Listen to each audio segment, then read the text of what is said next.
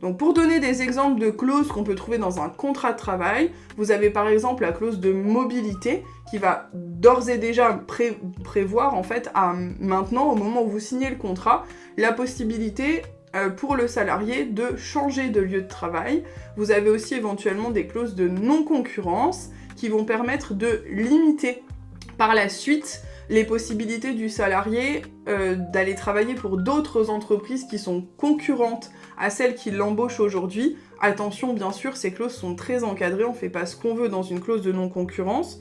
Vous avez aussi des clauses de confidentialité des échanges, pour éviter après de divulguer des informations du secret des affaires, en fait, et éviter que vous ayez, j'en sais rien, mais de la recherche et développement qui soit transmise à une autre entreprise qui va le développer avant vous, etc.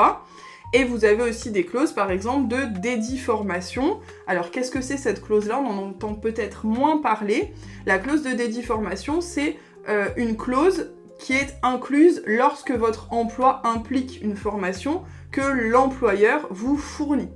Donc finalement, vous allez travailler dans un secteur qui nécessite une grosse formation, l'employeur vous fournit cette formation-là, vous forme, et donc simplement, il vous dit que si vous quittez l'entreprise avant tel délai, vous devez rembourser la formation qui a été effectuée.